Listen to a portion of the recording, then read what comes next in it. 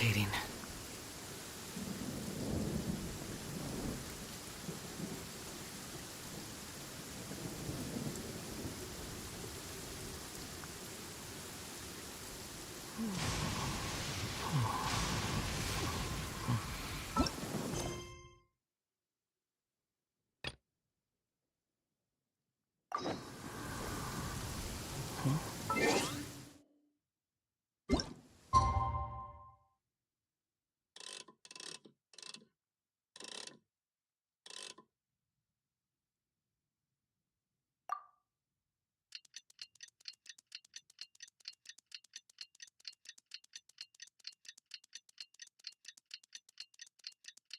We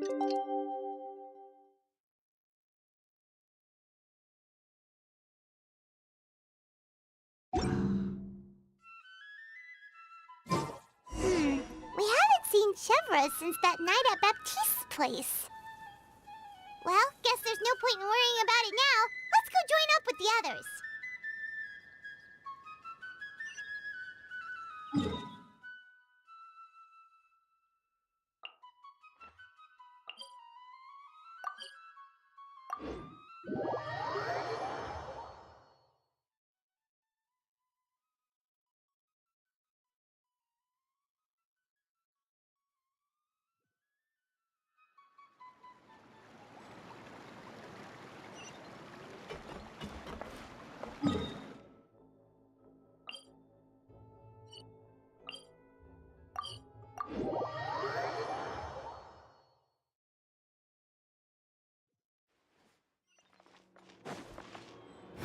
Upon the gale.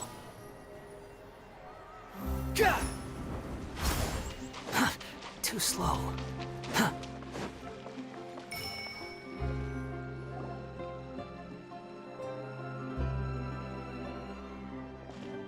Good morning! Hayaka and I were just talking about you. Is Chevra still not joining us today? Probably not. We haven't seen her either. Huh? That's such a pity. Director Farina said that we've only got a few small scenes left before wrapping up the entire thing. She even said that she'll get me into a couple scenes, so everyone will have a chance to shine in front of the camera.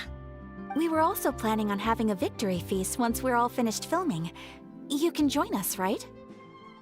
If only Chevros was here. I still haven't taken a photo with her. I'm afraid that can't be helped. Those special patrol folks are like phantoms when they've got a case on their hands. But to be honest, I'm even more concerned by what I read in the Steambird earlier this morning. It said that the killer in the murder case was none other than the author of the Two Musketeers. Oh yeah, I heard about that too. He came forward and confessed his crimes, but gave no explanation as to why he pulled the trigger. We didn't know about this case at all when we joined the film. Is it going to affect the reception of our work? From a pure publicity standpoint, this will draw a lot more attention to our film. I have to say, though, that no director can be perfectly comfortable with garnering attention through means other than artistic skill. To be fair, I feel like that ship sailed the moment you allowed yourself to be named as the director on our posters. It's not my fault that I'm super popular. What was that saying again? My popularity has, Sunk to an all-time low? spread to the four corners of Teyvat.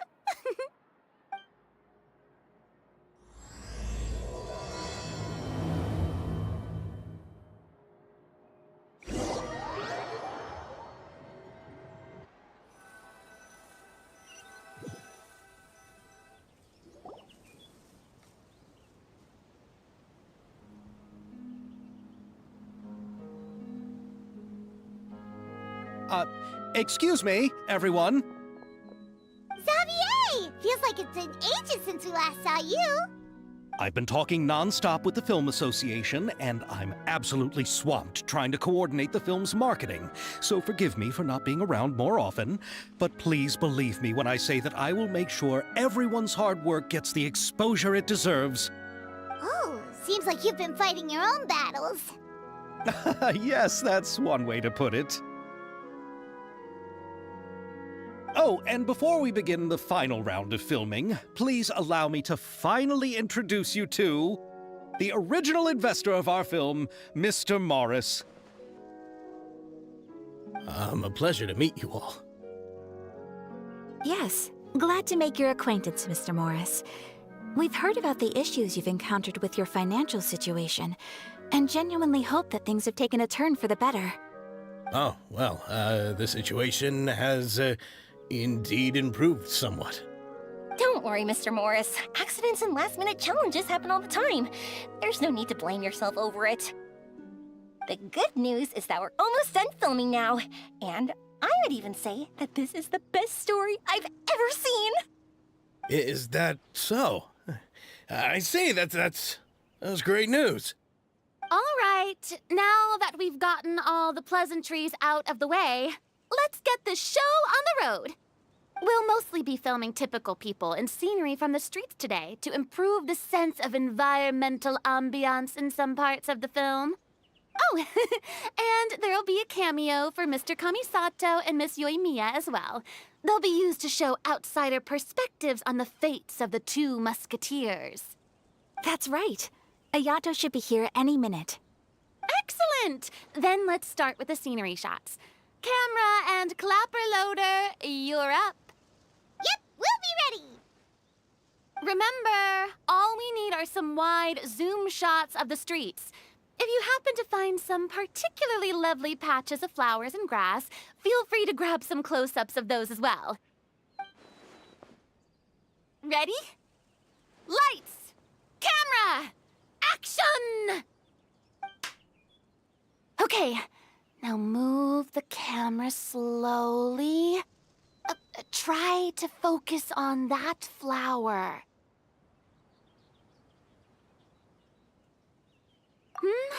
What's wrong? Just adjust the focal length a bit. Something the matter? Huh? But wasn't it working fine for all the days before? Veronique, can we try a different camera? No problem. How about this one? All right, let's give it another try. Lights! Camera! Action!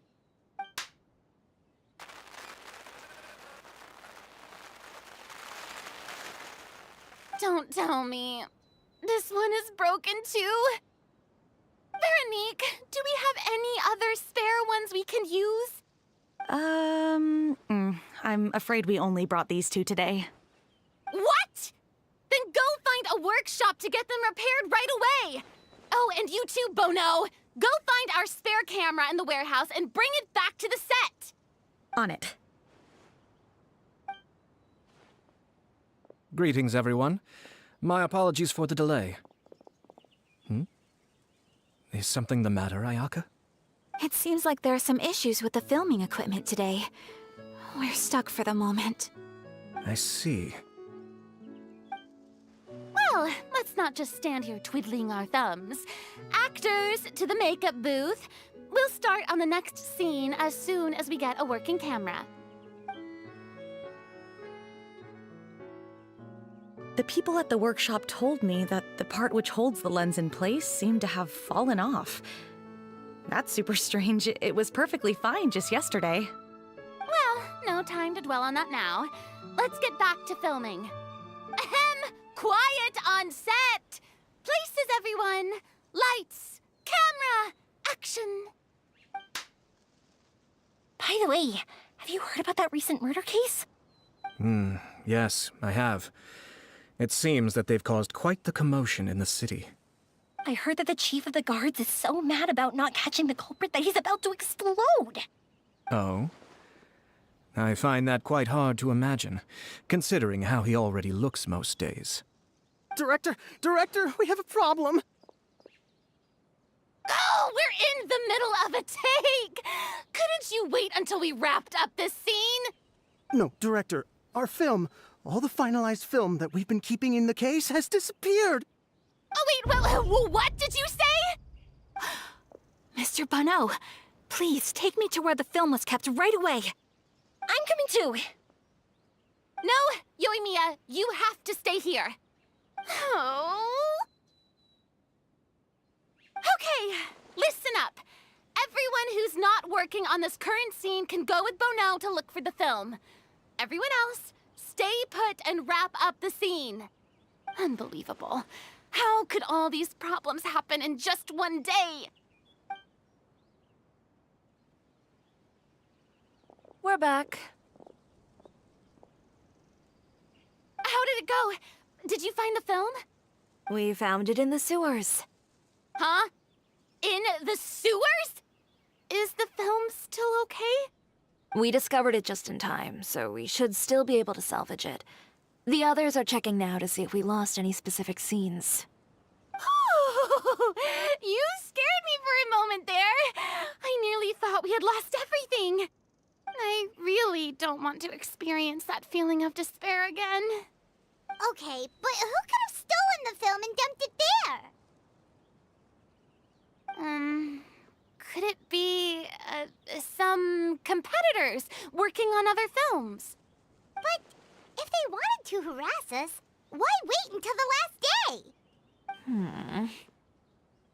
Okay, we don't have time to really look into it right now. Let's strike while the iron is still hot and wrap this thing up once and for all.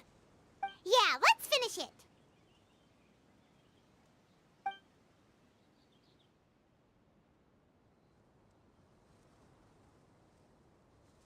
I would like to officially announce that our entry to the festival, The Two Musketeers, has now concluded filming! Paimon is spent. It's so late already.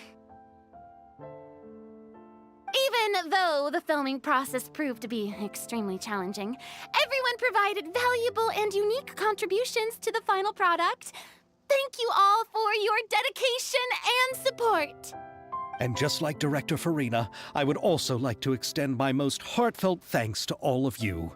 Really, you've all helped me so much. All right, let's save the awards speech for later and hopefully also get some rehearsals in before the real thing. Anyway, now it's time to party! Let's all make our way to the beach and have a celebration feast so loud and fun that even the blubber beast will want in. Party, party! Paimon wants to party!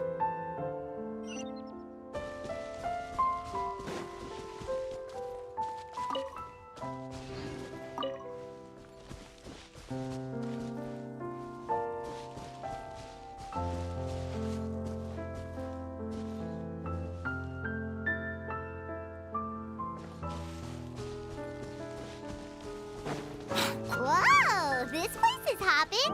Everyone's finally getting to relax after wrapping up the film. Let's go chat with someone. Have you ever seen a fireworks show, Mr. Morris? It's pretty amazing.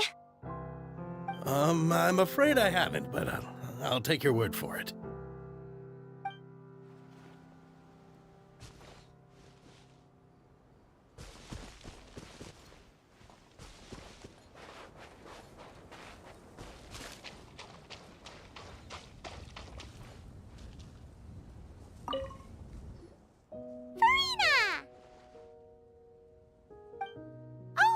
My darling clapper loader and camera operator, you've both worked really hard. Paimon thinks you worked even harder than us. Honestly, Paimon was getting a little tired of playing with the clapperboard by the end of it. Worst of all, Paimon started having dreams of you shouting, "Lights, camera, action!" into Paimon's ears. The actual dream can't even start until you've yelled that. Hey, if anything, shouldn't I be more grand and delightful than your dreams? We've been through so much together, and that's how your brain remembers me? That's not Paimon's fault. We've just used the clapperboard too much lately. Anyway, what's most important is that we wrapped the film. I'm pretty confident that we'll take first prize. Hey, no need to mention the official name. Wait, now that you mention it, if we did win the prize, would Farina just get a statue of herself? Come on, I don't need that kind of attention. Xavier can accept the reward on our behalf. But just imagine! Farina accepting the Farina Award and holding a Farina statue. I'm going back to my dessert now. You all can keep discussing that on your own.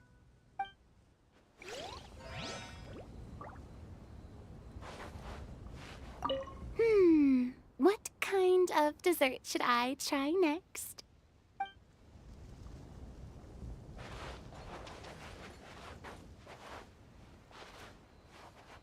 I was thinking, if this film turns out to be a success, could I ask the two of you to stay and be a part of my crew? Of course, I'll definitely increase the pay for next time. I'd be more than happy to, Mr. Xavier. Thank you for the offer, Mr. Xavier. But I've made some plans to go on a journey to the other nations once the festival is over. Is that so? Well, then in that case, bon voyage, Miss Veronique. Please feel free to get in touch once you've returned to Fontaine.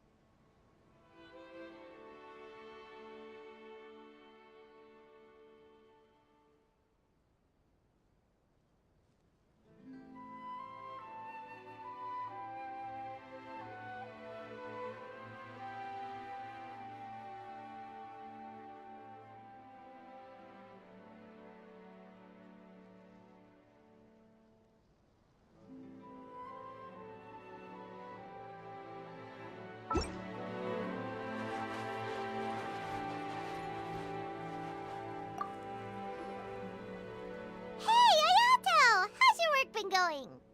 Everything went rather smoothly. Thank you for your concern. Ayato told me that we've already confirmed the dates for some Inazuma Fontaine cultural exchange events.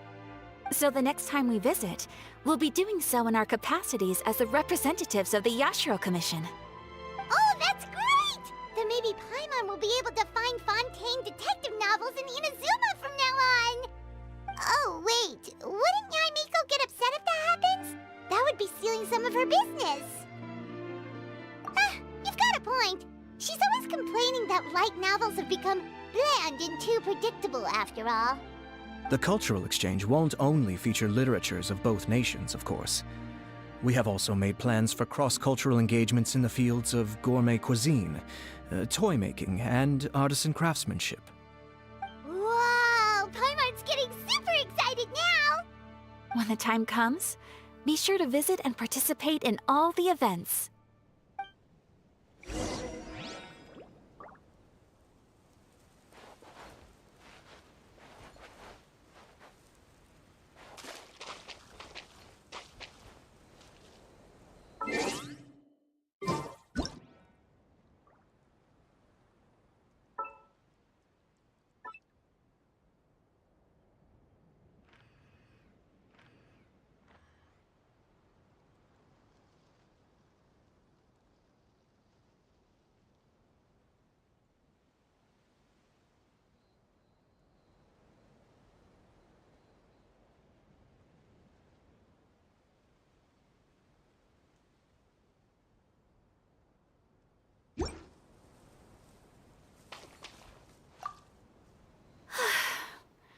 I wish we could have spent some more time here.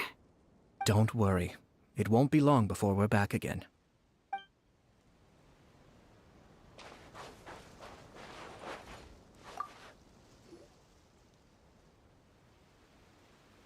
Chiori! Hey, you two.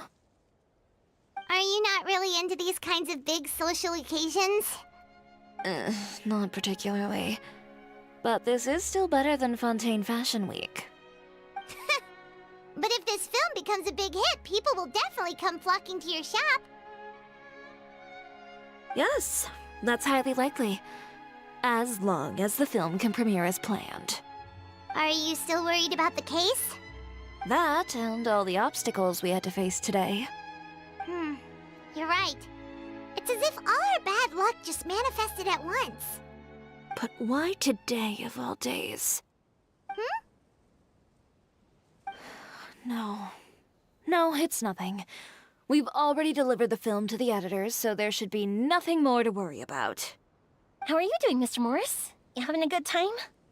Well, you could say that. Do you happen to know when the party is scheduled to end?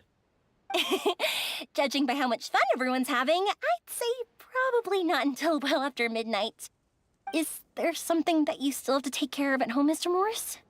Oh, well, I'm just not a late-night person, so I might take off shortly. Oh no! Silly me. I almost forgot something super important. Oh, what is it? I prepared a whole batch of fireworks for the party, but I forgot to bring them over from the warehouse. Fireworks, you say? Well, that's, truly a pity. Sorry things didn't go as planned. Could you help me carry them over, Mr. Morris? I won't be able to fetch all of them by myself. Me? Are you sure that you can't find anyone else? I just wanted to make this surprise for everyone. The warehouse isn't far from here. We'll be there in no time. Pretty please, Mr. Morris. These are some of the best fireworks I've ever made. So I also want you to see them before you leave. They're stunning. I promise that they'll be a once-in-a-lifetime experience that you'll never forget. But... It's okay. Just come with me. If we're sneaky enough, nobody else will see us leaving. All right. The warehouse is right over here. I moved the fireworks there in advance, so it shouldn't be too much work bringing them back. It's still a ways away from the party. Sorry about that, Mr. Morris. It's probably because I'm used to carrying fireworks all the time, so it doesn't feel like a lot of work to me.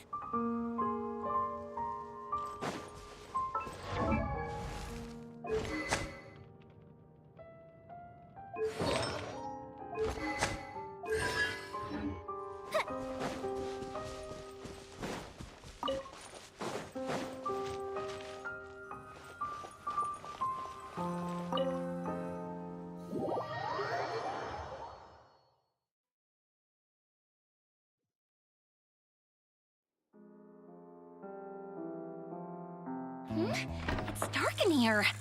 Wait here, Mr. Morris. I think the light switch should be somewhere over here. Why did I have to get roped into this?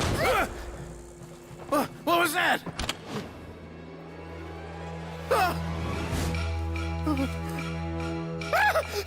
Who's there? Get me out! Get me out of here! Did you really think you'd get away, Morris?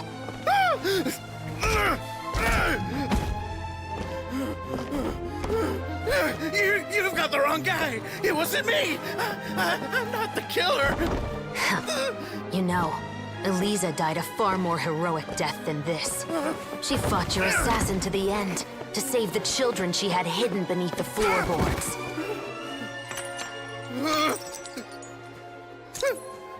That is Eliza's pendant. The one with a photo of you two inside. The one you gave her.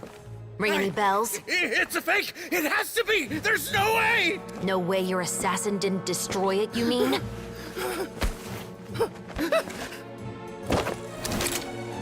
Did you ever love her, Morris? Or was killing her always the plan? No, please. Listen to me. I told Eliza to keep us a secret. I paid her plenty for her silence. I never thought she'd keep the child. Everything was gonna come out, and I had no choice. She forced my hand.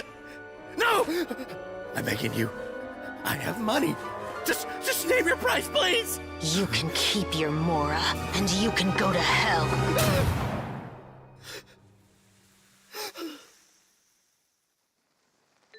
I'm Captain Shovraz of the Special Patrol. Morris, you're under arrest for Eliza's murder. Huh?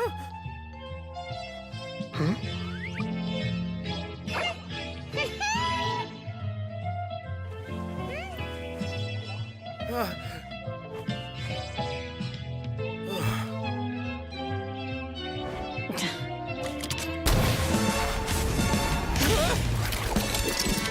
under arrest too, prop manager Veronique. Or perhaps I should call you the Second Musketeer.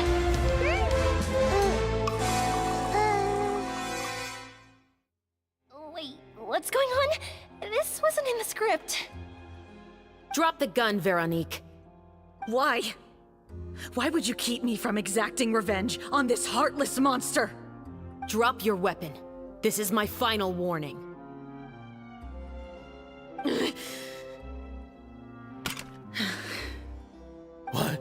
What is going on?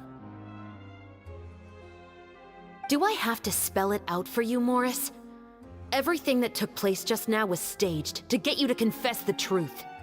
But this last part is all improv, of course.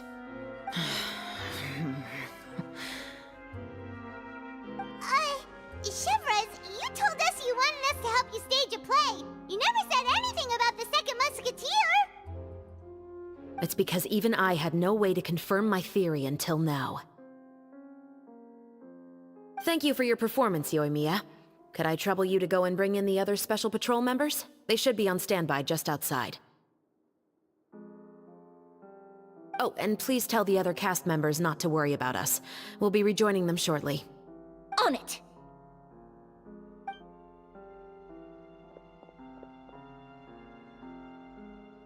So what do you think, Morris? Care to talk about what happened 20 years ago? My patience is limited, you know. Don't force me to take you back to the interrogation room. I'd wager that you wouldn't last for more than a minute in there. With the recording we made, you have no chance of winning in court. Cooperating with us now is the most practical move. All right. I'll talk. I hired an assassin to murder Elisa. She once worked as a maid on my family's estate. She was very beautiful, and after some time I fell for her. We kept our relationship a secret and carried out an affair for some time, but it wasn't long before she became pregnant. And if my parents ever found out, they would have stripped me of my inheritance and status, driven me out of my home. I also didn't expect Elisa to insist on bringing the pregnancy to term. She even asked me to leave my family and travel far, far away with her. She believed that you were truly in love with her. I didn't have a choice. I gave her a large sum of mora, told her to leave the family and to get rid of the baby. But then years later, she sent me a letter. There were photos of 2 children, and she even asked if I could find some time to visit them. Huh? 2 children? Paimon thought Baptiste was the only... you mean... Even if she had the children against your will, you could have just ignored the letter entirely. Why kill her? I had just gotten engaged to be married to an heiress from another wealthy family. So if anyone were to find out about Elisa, my life would be completely ruined. I didn't have a choice. No. You always had a choice. You just made the wrong choice. Again. Do you know how it feels to watch your mother be killed right in front of you? My brother and I were hardly even school age yet. We were hidden beneath the floorboards, grasping each other's hands like a lifeline. We were so terrified that we didn't even know we could ever take a breath. All we could do was to watch Mother try to fight back, and then collapse to the floor. Even after the assassin left, we were still too terrified to leave our hiding spot. We thought that he might come back. It was only until the next evening when we finally climbed out and gathered around our mother. But she had already become cold and stiff to the touch. You made up your mind right then and there to bring this case to light. Not only that, we resolved to get our revenge. And that's why you became the Musketeers. No, that's why I became a musketeer. The man from before was also killed by me. My brother had nothing to do with it. I figured as much. You did? I once told these two that he didn't look like a killer to me. His confession from that night also rubbed me the wrong way. I think what really tipped me off was, how could I not feel a sense of regret in him? Huh? He confessed faster than any criminal I've ever met, but he didn't say a single word about you. He insisted that he was the sole perpetrator in the case. But after the questioning ended, I disassembled the musket we dug up from his backyard, put it in front of him, and told him to reassemble it. Wanna guess how far he got?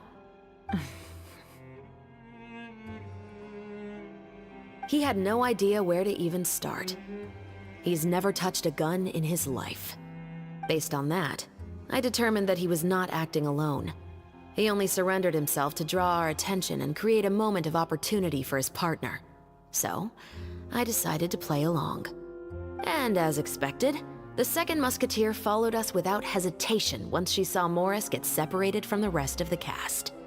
Besides, why else would he call the novel The Two Musketeers? But how did you know it was Veronique? I figured it out the moment Baptiste told me his father's name. That so-called financial crisis was all just a ruse. He just wanted to sign up as the investor and then leave the film without any source of funding. After all, he has a vested interest in minimizing the reach of this story. It's really just the same thing as what he did to Eliza all those years ago. Human scum.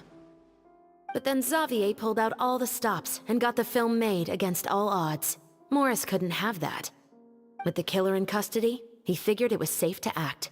And so he came to visit the set today, just as I expected. Wait, so you were behind all those mishaps today?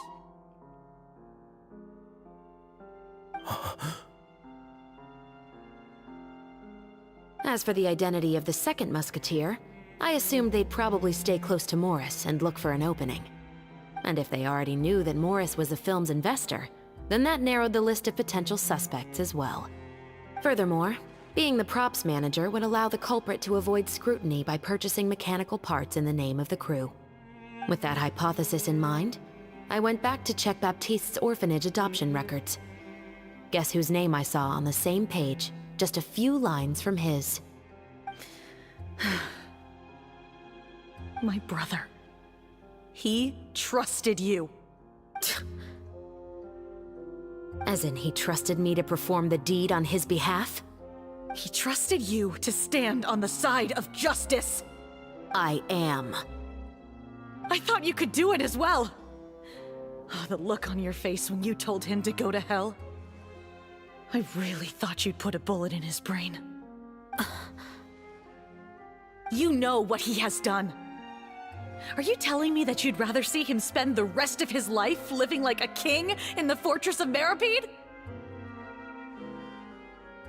I will never be able to forget the feeling of my mother's cold, lifeless hands. And you would call this ending fair? Is this what you call justice? I won't lie, Veronique. I did hesitate when your brother first told me about the truth. I wondered. I agonized over whether I should really put a bullet in his head. So why don't you? Because that should never be how justice is carried out in this world. Perhaps, to you, justice is simply reciprocated. An eye for an eye, and a life for a life. But everyone has their own understanding of justice. If everyone were to pursue their own definition of it, there would be no more order in this world. Today, you'll kill Morris, and tomorrow, his children may come for you. The world cannot render judgments based on a desire for revenge. That will only lead to a cycle of revenge, as well as the destruction of order and civilized society. Fontaine is founded on a set of laws and a standardized code of justice. That is why we are the nation of justice.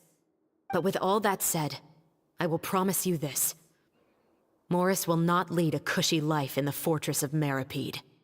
Chevros, the rest of the Special Patrol is here. Thank you so much, Yoimiya. Letelier, Terena. Please take them away.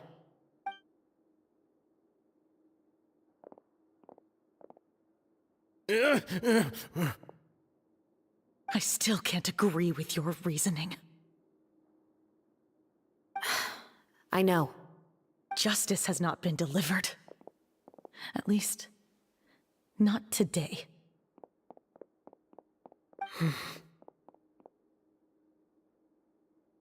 Chevres. Let's go. We should give an explanation to the crew. Thank you for your concern.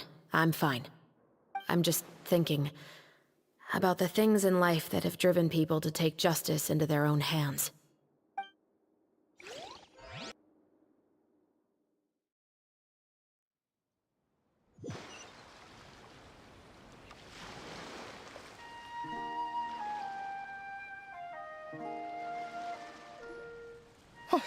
Who would have thought Morris would turn out to be... I'm at a loss of words. How could he have done something like this? I'm just glad that you're all safe and sound. Who knew that such a labyrinth of cases would be behind this story? Well, what should we do now? We have a finished film, of course, but should we still go ahead with the premiere?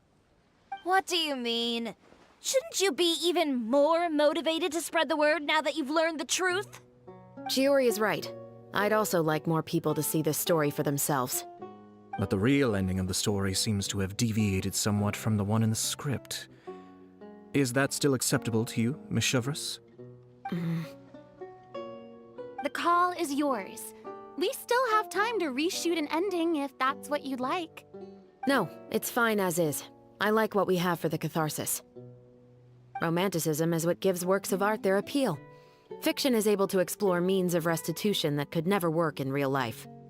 Just like the real world, the world of stories also has its own set of rules and justice. These different possibilities are what initially drew me to reading in the first place. Sounds good to me. I support your decision. What about Veronique? Will she be okay? She will soon face her judgment alongside her brother and Morris. If I had to guess, they'll probably all be sent to the fortress of Meripede. I'll make sure to give Risley a heads up about it. Oh, you mean that kind of heads up? Exactly. Ahem. All right, then the matter's settled. Now that everything's been taken care of, there's no reason for us to keep looking all gloomy and grumpy. Let's get back to the feast and enjoy each other's company. We'll be starting the post-production process tomorrow. You should join us, Chevres.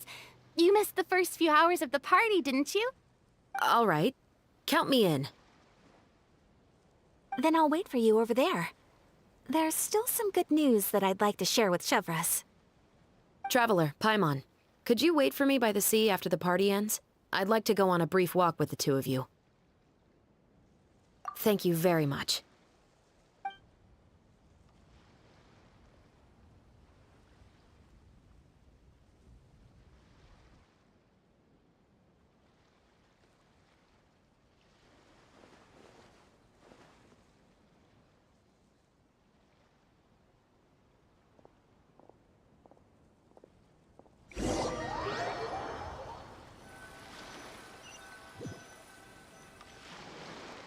Sorry for the wait.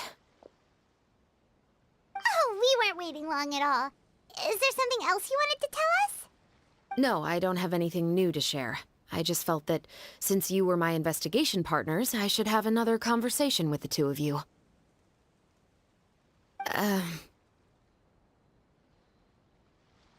Traveler, how would you have responded to Baptiste's request if you were in my shoes?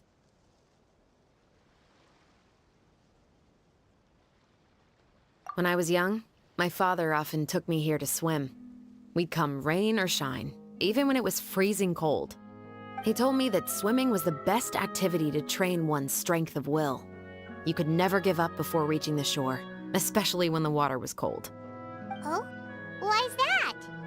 Because the moment you give up would be the moment you die. At that point, I still hadn't received my vision. One winter, the chilly wind felt almost like knives on my skin, and the seawater was so frigid that it numbed my toes the moment I stepped in. I cried and begged my father to spare me from having to swim across, but he wouldn't listen. He used to be a member of the Special Patrol as well. You could say it was his way of educating his children. That sounds awful. When he saw that I wouldn't stop crying, he just picked me up and tossed me into the icy water. The bone-chilling cold took away my senses. I couldn't feel anything but fear and rage. I waited for my father to save me, but one look and I knew he'd already started swimming for the opposite shore.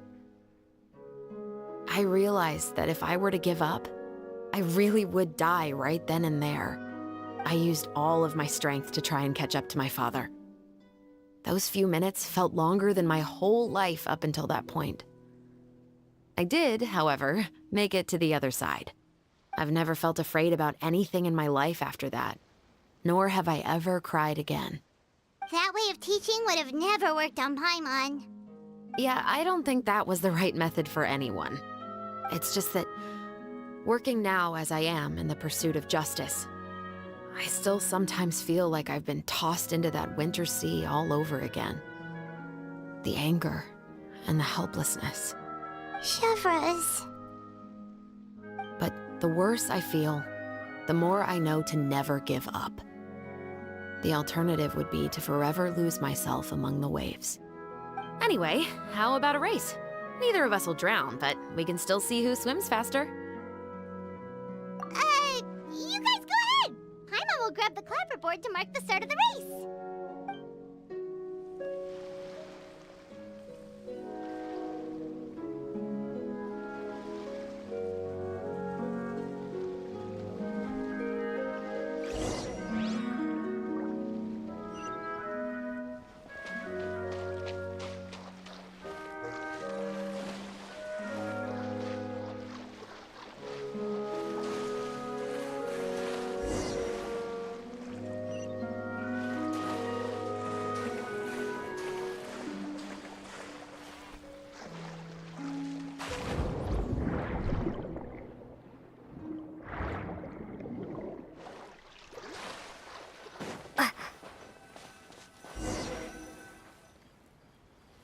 Oh, that felt good.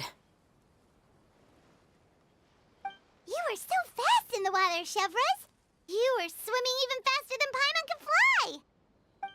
So, about the Special Patrol, did you join because of your dad?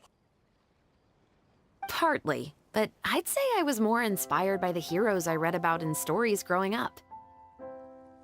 Oh, so it's due to your love of stories. Of course, it was only after I joined the Special Patrol that I learned that truth is often stranger than fiction. Come on, let's walk a bit more.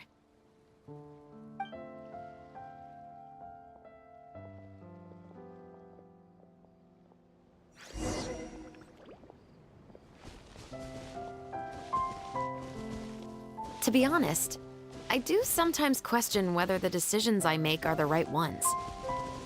But I know that no matter what, I must keep swimming. Because the only thing I've got my eyes on is the shore in the distance.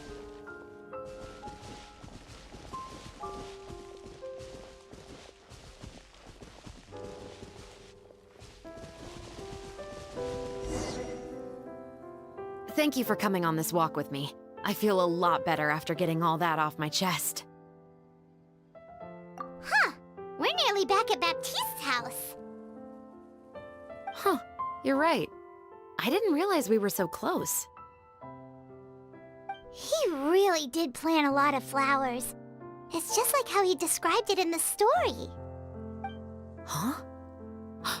Wait. Paimon, Traveler, look! The rainbow roses in the garden. They're in full bloom now.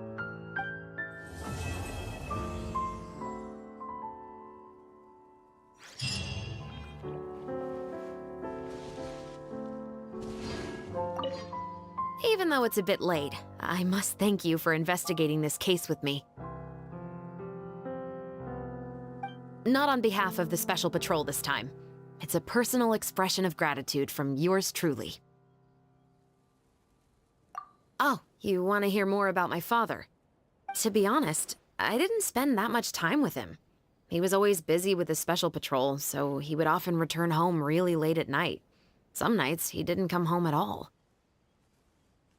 Once, he didn't come home for a long time, maybe a whole week or so. When I went out to buy food, I learned that he had become a criminal, and by extension, that made me a criminal's daughter. But we can talk about that another day. I actually have a lot of sympathy for Veronique and Baptiste. I can understand the hatred they feel for their father. But that doesn't mean I'll allow them to walk the path of evil, even if it might lead to another sense of justice. Films are different from the real world. They're a form of art and represent the wishes in people's hearts. I adore the two Musketeers, and I'm very happy to have had the opportunity to act the role as one. I can't wait to catch the film when it premieres in the Opera House. I'm looking forward to seeing the audience's reaction to the climactic ending. Thank you for looking out for me. I'll see you at the award ceremony. I'd be very surprised if we don't win.